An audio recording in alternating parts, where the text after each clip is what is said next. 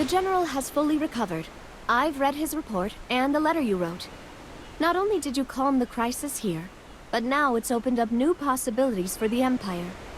My employer was thoroughly impressed, and so am I. Apologies if I offended you. I thought all mages loved praise and acclaim. But it seems you did what you did, because it was the right thing to do. And for that, I commend you. Before we continue, let me explain the purpose of my visit first. As a delegate of the Empire, and a personal representative of my employer, I need to take over all administrative management of Brimstone Village. Also, I need to reassess the current situation in Brimstone Village based on your report. That's not to say we don't trust you, Magister Merlin, or the General, but it's because of our own requirements.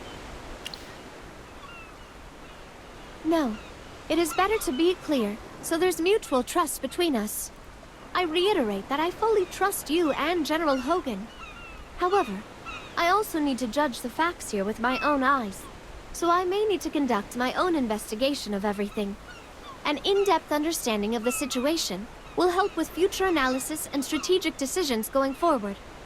The Empire's policy toward Brimstone Village may also change. My employer also needs other perspectives to get a complete picture of what happened here.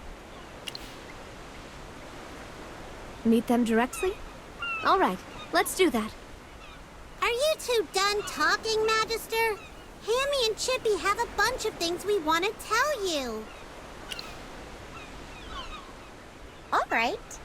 Let's get this done first, but make some time for us later.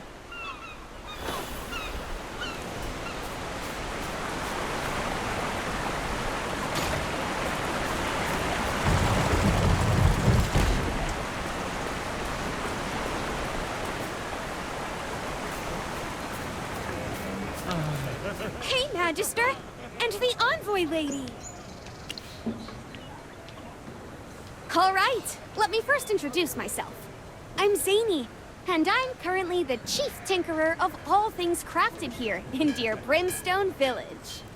It's an honor to meet you, Miss Zany. General Hogan and Magister Merlin have already told me about you. You're a technological genius with ideas that are ahead of your time.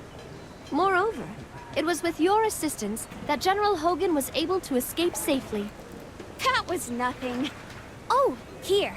Let me introduce you to Hyla, the person now in charge of Brimstone Village. Greetings. It's a pleasure to meet you, Madam Envoy.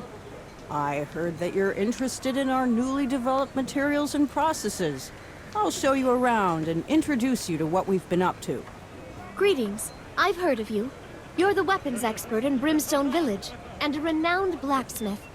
When you were still accepting private commissions, any sword of your craft and your signature was beyond valuable. You're too kind. That was many years ago. Oh, I haven't introduced myself yet. You can just call me Evie. Is it okay if I refer to you two by your names? Go ahead, Evie. So, is there anything you want to check out? Well, there are many. Some things may seem a bit trivial. Don't worry about it. Just tell us and we'll do our best to assist.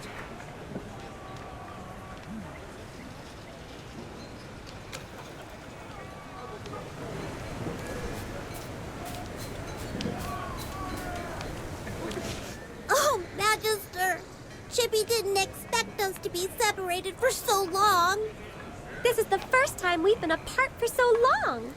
Next time we have to stay together. Although we all know that the Magister is super powerful, Hammy and Chippy will always worry. Yes, you briefly mentioned a few things in your letter to General Hogan, but it was too short. Can you give us a full, detailed account of what happened? Oh, that Valara is despicable! How could she hurt Felly? That's right! She deserves the ending she got! I can't believe dragons actually exist! What's worse is that they suffered so much. Oh, Chippy can't tell which is worse, dragons or dwarves. Was Queen Saralith a bad person or a good person? This story is a bit confusing. Well, I don't think it's possible to judge her as good or bad. Not everything is black or white. Although I had guessed that the assail came from the Dark Forest, I didn't expect there was such a complicated history behind everything. What are the assail going to do now? They're cursed, and the dragon flew away. There has to be another way. Although the Magister can use the Sylvan Tendril to lift the curse of a single person, it will be difficult to lift the curse of everyone in South Thorin. And we still have problems in Brimstone Village. Chippy's head hurts. Don't worry, Chippy. Evie is here to solve all the problems in Brimstone Village. Let's check the situation first. Yes, but why is Evie's attitude toward Zany and Hyla different from the Magister? She treats the Magister all polite and proper while being all friendly and familiar with Zany and Hyla. Because the Magister is already on the Empire's side. She just needs to show the proper respect and get things moving forward, like a coworker from a different bureau. But the dwarves in Brimstone Village could be considered her opponents in upcoming negotiations. She needs to put on a smile and butter them up before they have any serious discussions. You do this a few times, and you can figure these things out quickly. Watching General Hogan talk to the dwarves helped me understand. But Chippy doesn't think that Zany and Hyla consider Evie their enemy or anything like that. With just a few words, they're treating her like a true friend. Well, dwarves are straightforward. Hyla is a very professional and technical individual. She probably has no idea what's going on. However, Zany could be hiding her true feelings. In short, we need to keep our wits about us. I think Zany should gain the upper hand during negotiations. If that happens, Evie may ask us for help. Apologies for getting caught up with the two ladies over there. Right on cue. Zany shared some fascinating insights into Brimstone Village's current operations and its key mineral veins. I suggested we visit the mines together for a closer look. You should be more familiar with the situation here in the village. Do you think you can help investigate this side of things? Thank you for your assistance. Here are some things that need confirming. First, how do the common folk now view past events, the resurrection of a god, and the betrayal of the Empire? Have their sentiments softened or soured with time? Second, have the primary forging materials truly been replaced as Hyla claims? Or is that merely a convenient tale to veil the truth? Third, both Zany and Hyla have spoken of recent attacks on the village. Do these assaults stem from outside forces, or are they orchestrated from within? Yes, during our talk about the village's defenses, they mentioned a troubling rise in unexplained attacks. Apparently, one such assault took place right at the village entrance. I mean no offense in doubting them. Yet in Savannah, it was not uncommon for merchants or nobles under scrutiny to employ such ploys, crafting misfortune to stir sympathy. Which is why your insight is vital. Should these claims be true, we stand ready to offer help without delay. Your judgment, paired with General Hogan's assurances, is good enough for me. I'm leaving this in your expert hands. She says she trusts Zany and Hyla, but she still doubts them. She claims to believe in the Magister, yet invokes General Hogan's name for assurances. In Hollystone and on the way here, Evie was very nice to us. Why does she sound so sinister when you say it like that? Well, not everyone is a pure-hearted idiot like you, Chippy. Oh, Savannah and its nobles are really scary. That's true. And it feels like we're working for free again.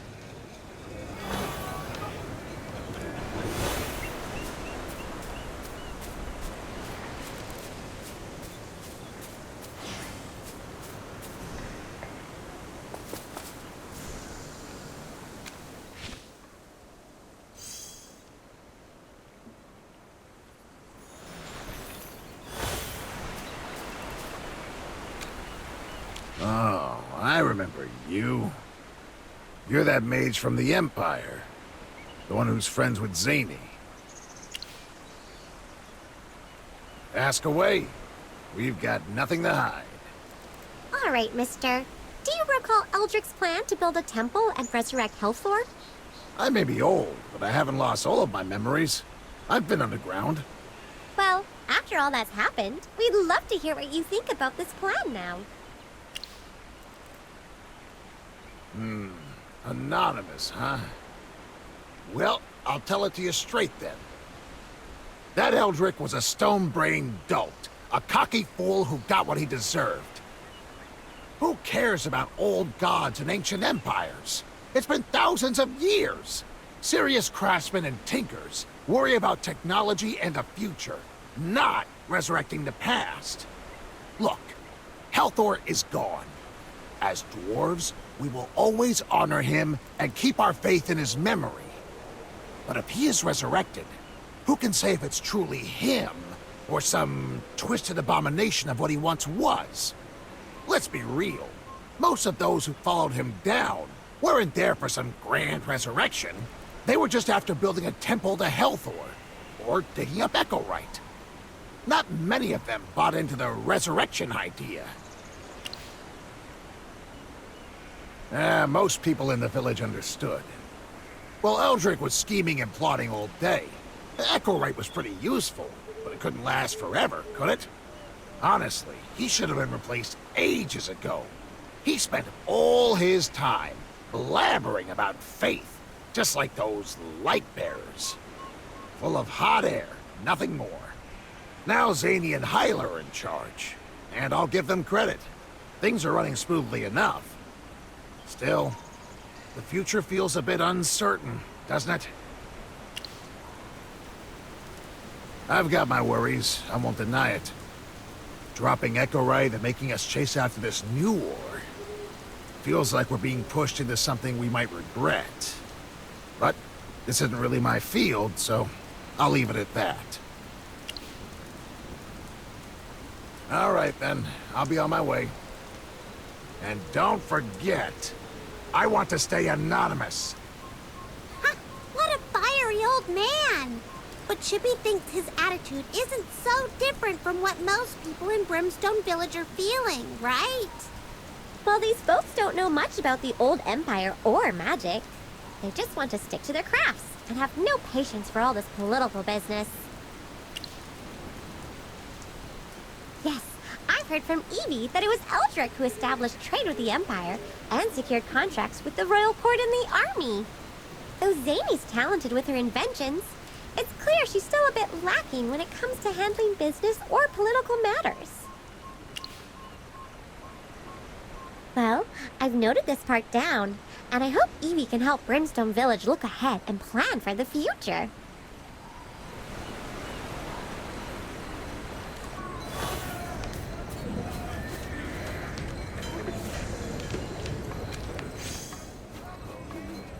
Magister, we've done everything that Evie asked of us. To begin with, none of the villagers believed in Eldric's plan to revive Helthor. With Eldric gone, no one is going to try again. Right. Then there's the matter of the new ores. Echowright has indeed been replaced by Celestrite. Let's talk about the scale we found. With that type of shine and texture, I feel like we've seen it before. It's very familiar. Chippy has seen it on Alari when he transformed. Magister, we need to tell Evie and Zany at once. Let's hurry to the mine. They might be in danger.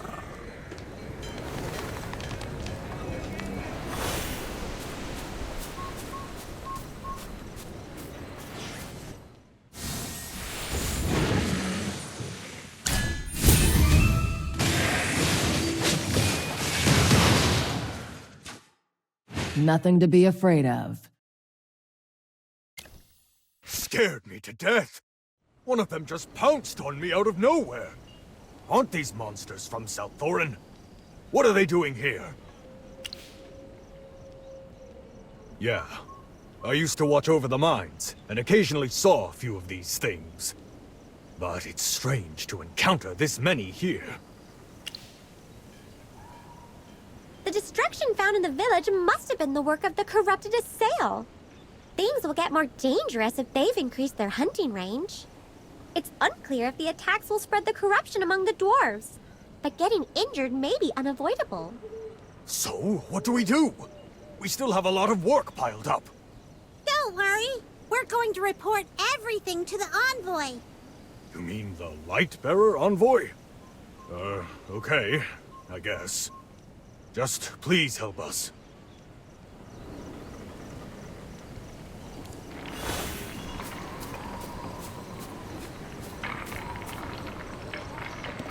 Our findings cleared up most things, but the attacks on the village are going to be a bit troublesome. I see. I'll also share what I've learned. While Hyla may lack the qualities of a traditional leader, her expertise as a technical director and project overseer is undeniable. That said, I must say that Zany possesses a more natural aptitude for guiding the village. While both have their merits, neither is fully equipped to manage the village's unique challenges. Luckily, administrative management is my area of expertise. And now we reach the delicate matter at hand. No doubt a few folks suspect me of trying to seize power. But rest assured, if I wanted a coup, I'd have brought better stationery. My duty here is to assist. If their usefulness to the Empire wanes, I'll act to mitigate the fallout. But so long as they prove valuable, they'll have my full support and help. Yes, I agree. Brimstone Workshop's reputation, your investigative findings, and the verification of new mineral deposits are all evidence of their continued worth to the Empire.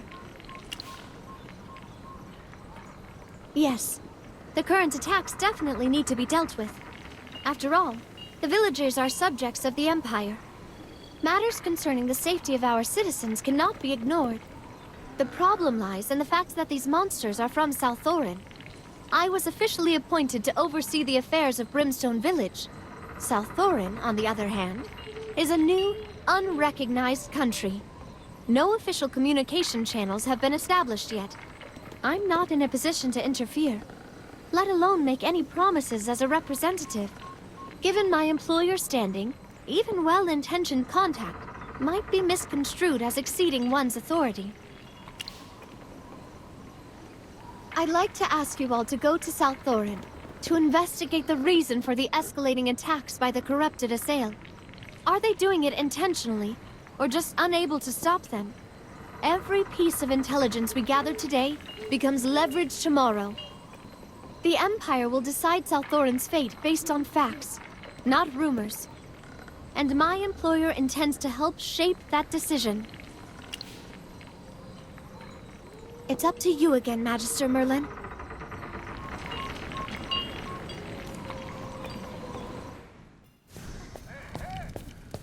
Let me go! I'm not going to serve you any longer. I'm free! Need I remind you that it was my gracious decision to elevate you to my service? Were it not for my generosity, you'd never have set foot in the royal city. And now, you dare think of leaving? Guards! Seize this insolent wretch at once! Calm down, both of you. Yelling won't solve anything. Former lord or not, the rules are plain. Everyone's equal in South Thorin now. Servants can choose to leave. Best accept it before you embarrass yourself. Yes, I have accepted it. Being a man of honor, I complied with the new decree. I even went above and beyond, drafting a proper contract for her domestic service. And unlike others, I had the decency to pay her wages in advance.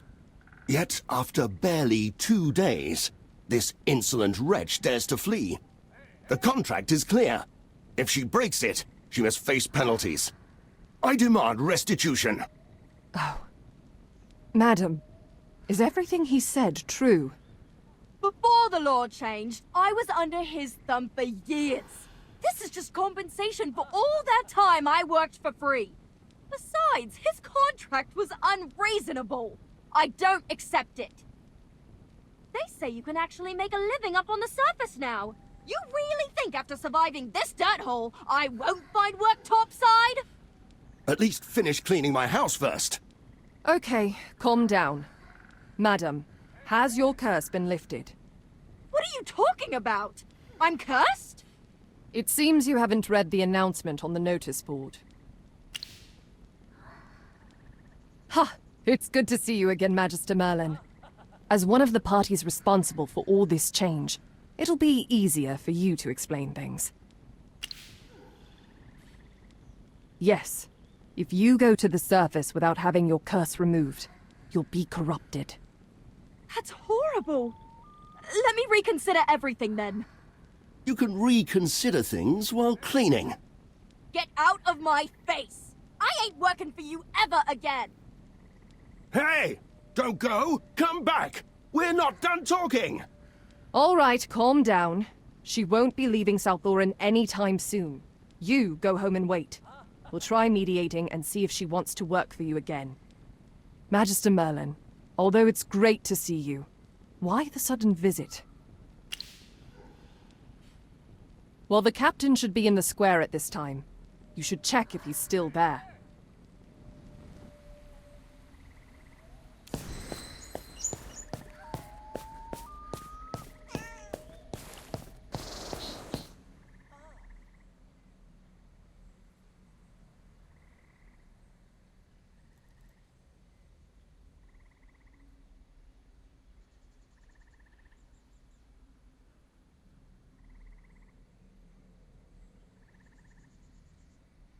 Everyone, please be quiet.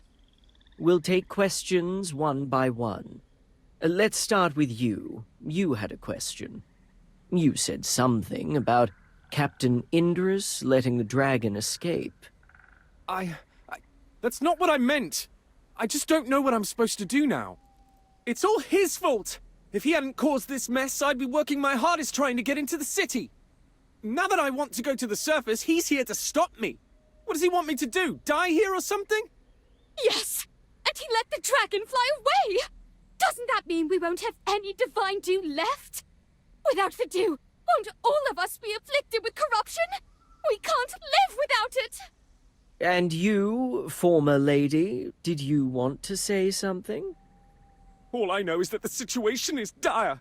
Corruption is everywhere, more than ever before.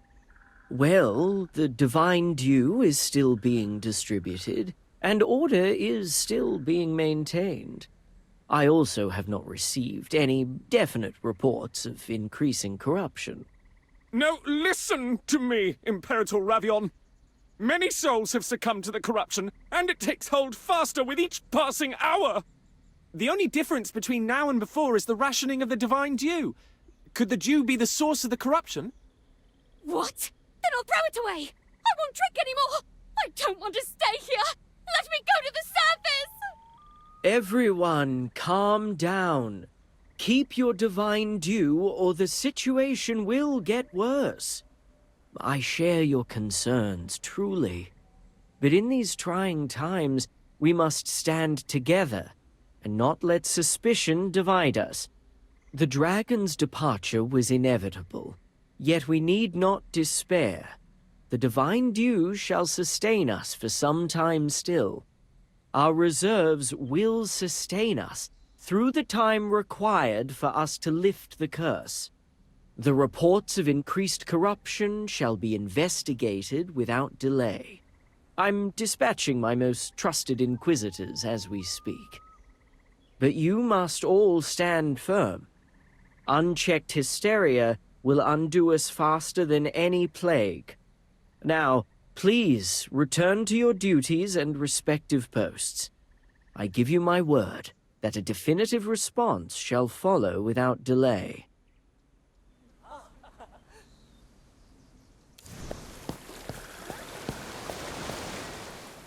Ah, Magister. So, you saw me make a fool of myself. I'm not good at dealing with these types of situations. Everyone has their own ideas, yet the words they speak may carry a different tune. It doesn't help that sometimes they're at odds with themselves. Their voices ring loud across the square, true, Yet order demands wisdom. We cannot bloody our hands each time tongues wag too freely. So, my dear Magister, to what do we owe this unexpected visit? Surely not to witness our entertaining attempts at governance. How delightful that you find amusement here. Perhaps you and your familiars would care to join me on the proving grounds. I assure you the entertainment there will be far more memorable. All right, let's stop. You do the Magister a disservice. She must have important business here. Recent reports indicate a rise in attacks by the corrupted on Brimstone Village, and the frequency appears to be escalating. Yes, the corruption. One need only recall the unseemly display in the square to see how deeply it has unsettled the people. Though our forces are stretched thin, the distribution of divine dew continues without delay. The rise in corruption is concerning, but we have not let it surpass our ability to respond. Our true concern lies elsewhere. After relaying my observations of the surface to the assail, many of them developed a strong yearning for the world above. Despite repeated warnings that the curse must be lifted before any can venture to the surface, they remain deaf to reason. The people interpret our prudent advice as coercion. Our honesty seems only to fuel their distrust. It's beyond comprehension. Taking advantage of the lack of guards, many people ignored our warnings and went to the surface on their own. As a result, their curse took effect, and they soon became corrupted. The address in the square was intended to calm the public, to persuade them to exercise patience until Indris can present a remedy for the situation. Yet I fear our counsel goes unheeded. Even now the Whisperers weave their dark tales. They say this is the surface's eternal curse, that we are fated to dwell forever in these sunless caverns. Some even dare to reminisce publicly about my mother's reign, longing for those simpler days when blissful ignorance passed for peace. They clamor for rights and freedom, yet flee from obligation. Such is our nature. But let me be clear. Should anyone dare drag this kingdom back into the shadows of the past, they will learn the weight of my resolve. No true tomorrow exists for the assail until this curse is lifted from our bodies. Ah, yes, the sylvan tendril. Sage Tasso's ancient relic that purified Indris and Feli from the curse. This is the crux of our dilemma. A single sylvan tendril, and you alone capable of wielding it. Should we proceed at this glacial pace, Salthorin will crumble to dust before a fraction of our people are cured. Well, it's from the Dark Forest, our ancestral home. Indeed, were more such treasures to be found, it would aid us tremendously. Yes! When we were in the Dark Forest before, we encountered so many magical things. Maybe we can find some clues there. A journey to the Dark Forest at this very moment? Perhaps a brief delay would be wise. There are matters I must first verify within my mother's records. We should leave no tome unexamined, no record unchecked, before we proceed. There exists a certain manuscript in the palace. Its pages may hold the answers we require. I propose we investigate this lead first. Truth be told, I'm no scholar. I'll leave the research to those with keener minds. I'll hold the post here, settle what's left of my duties, and then join you once all is in order.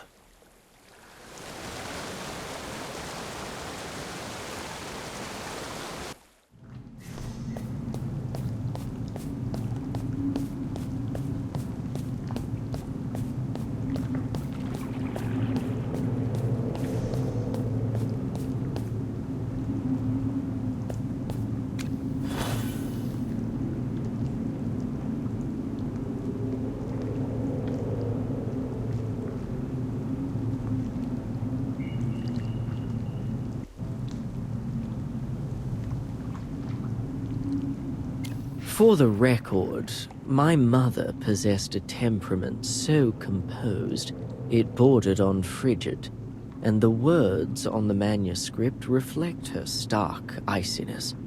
Though it may appear detached to the untrained eye, this manuscript represents, by my mother's standards, an astonishingly biased, distressingly passionate, and bitterly resentful outburst. This, in turn, proves that my mother's hatred and resentment were unlikely to be false.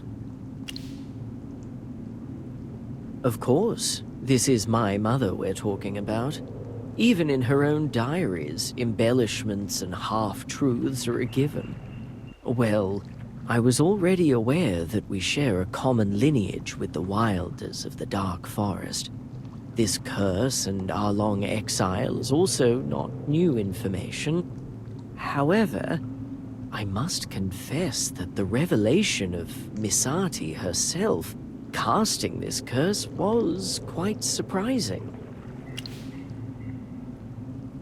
How could a god so exalted and revered stoop to cursing her own descendants? To banish them from her domain? However grievous their transgressions, this manner of divine retribution strikes me as unorthodox, to say the least. And in the manuscript, my mother's intense discontent reads as nothing short of righteous indignation. Almost as if she had been wronged. Is this the reason my mother mentioned? What exactly happened in the Dark Forest? To think they were condemned for protecting their homeland? No, this reeks of some deeper intrigue. The truth has always been buried beneath convenient lies. If you ask me, a goddess in her righteous fury could have simply obliterated them outright, or, at the very least, commanded her faithful to carry out the judgment. But instead, a vicious curse was cast. Yes, why do it in such a roundabout way? If the gods wield power beyond mortal comprehension, why resort to something as petty as a curse? This reeks of deception. Indris, I have a task for you. What are you scheming? This matter demands immediate attention. You need to personally venture into the Dark Forest and uncover the truth. The curse was lifted from you, and you alone may walk the surface world. This makes your duty clear. Yes, your help would be invaluable, Magister. This matter concerns the survival of our people, and I'll be in your debt once again. Well, your debts are no concern of mine. You make sure to settle your own affairs, like a proper gentleman. I'll leave the safety of Salthorin in your hands. Yes, yes, understood. It's time for you to be off.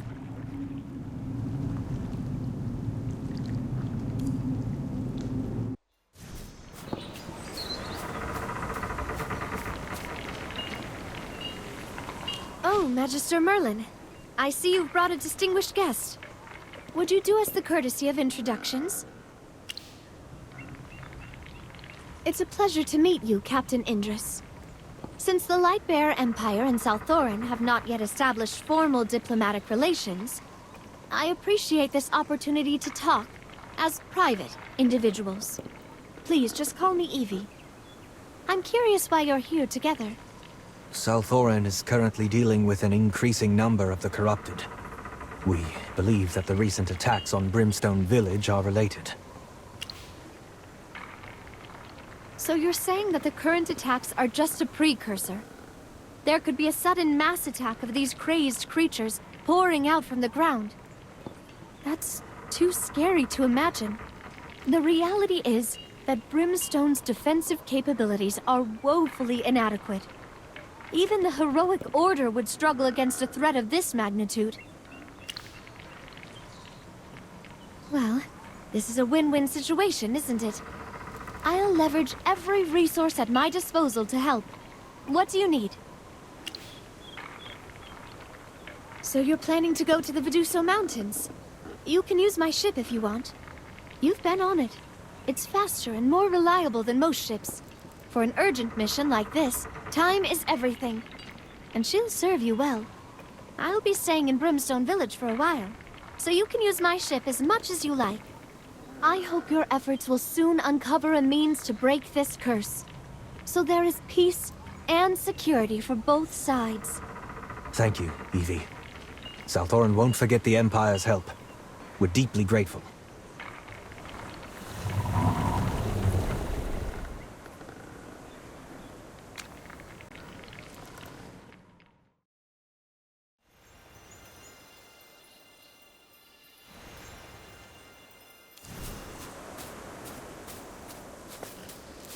Here, the world feels quiet and warm, bathed in sunlight and scattered with flowers.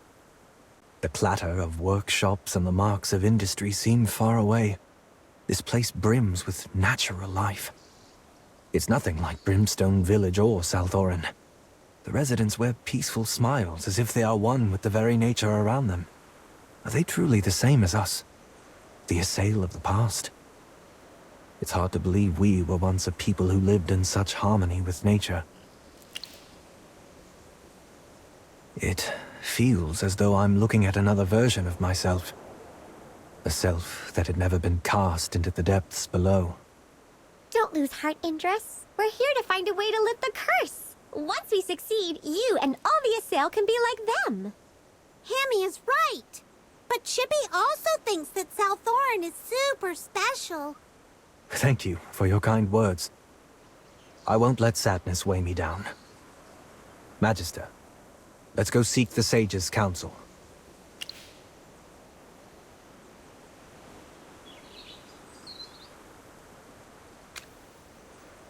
Spirit Mound.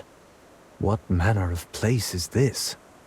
Oh, it's an altar to the deer spirit. A sacred place where the deer spirit once appeared. I recall that during the crisis of the Lucent Tree, the Magister and Lorsan sought guidance from Asarti at that very spot. Oh, Indris can go directly there and ask the deer spirit. We can solve the Assail problem in no time. Things aren't as simple as they seem, Chippy. The last time the deer spirit showed herself was because the Lucent Tree was damaged, and that was nearly catastrophic for the Dark Forest. Yes. The thoughts of the goddess are hard to grasp. Rather than rely on uncertain miracles, it's wiser to consult Master Arden first. I hope that the Sage's understanding of history can provide guidance to the Assail clan.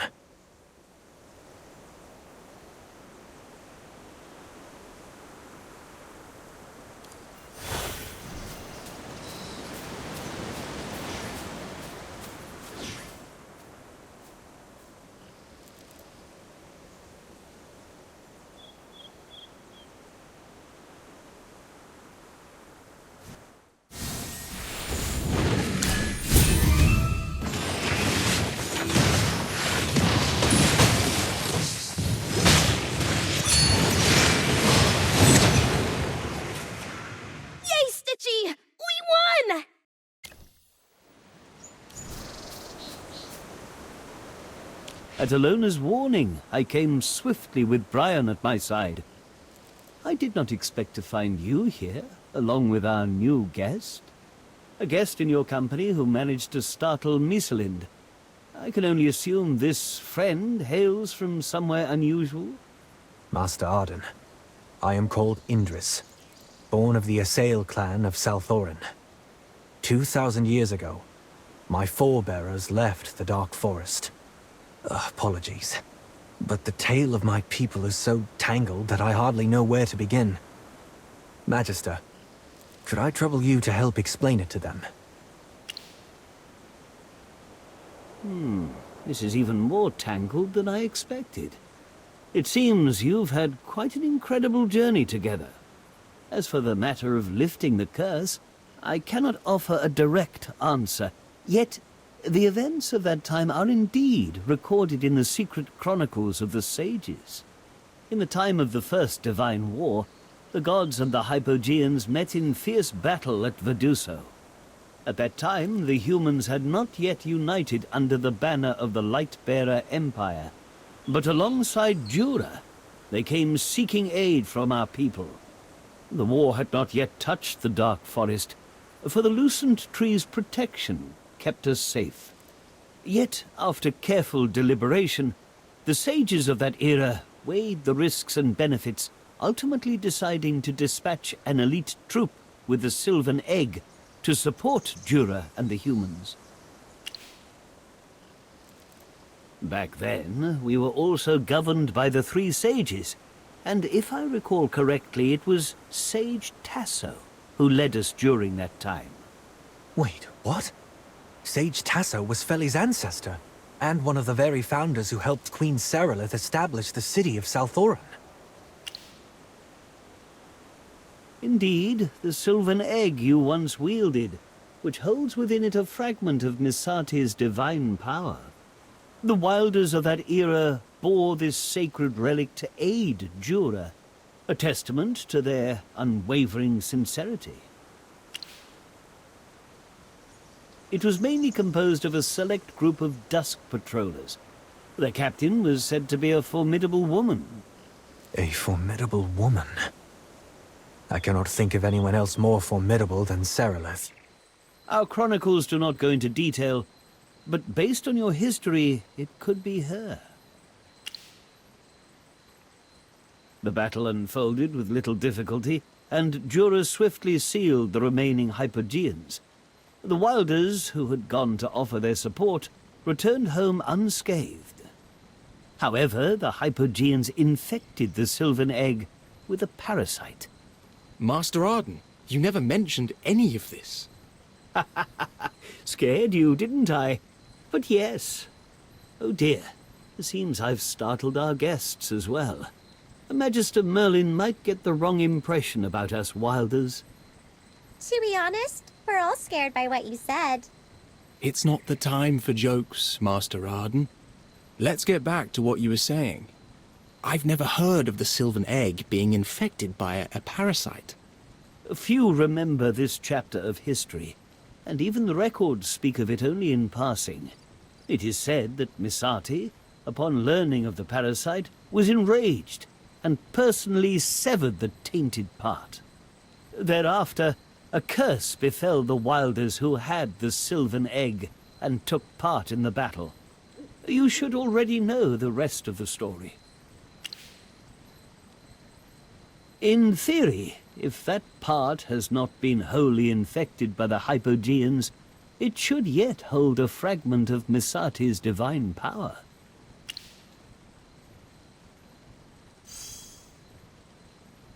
The Sylvan Tendril. Could it be? Unbelievable. This is, without doubt, a part of the Sylvan Egg.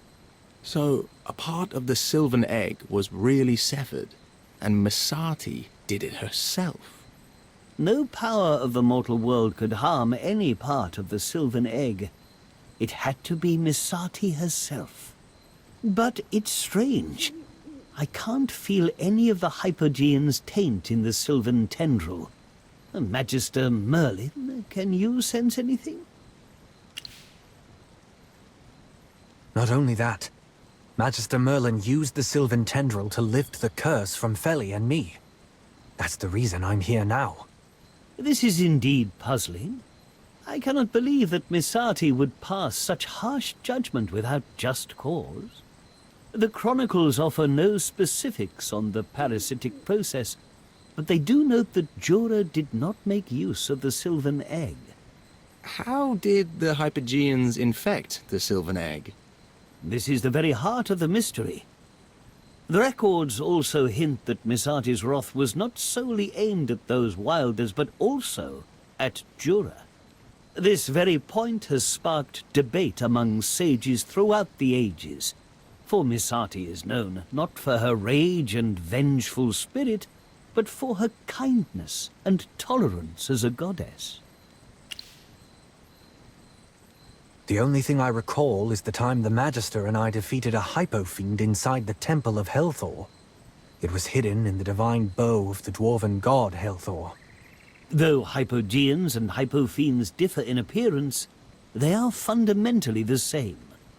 Yet to dwell within a divine weapon and remain unharmed, that is rather unusual. Rather than speculate any further, perhaps it's best we seek the answer straight from the deer spirit.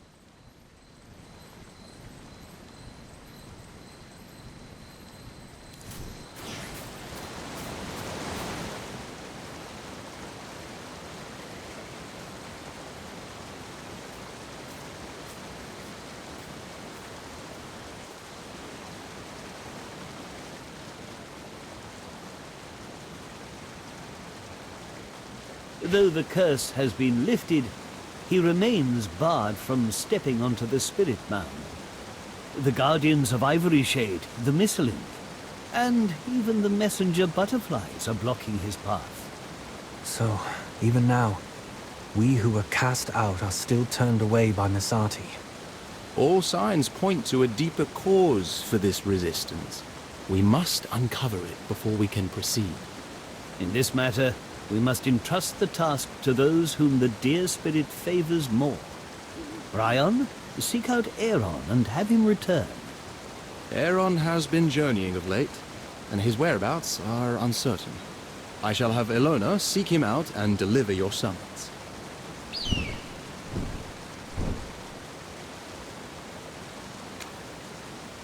Very well.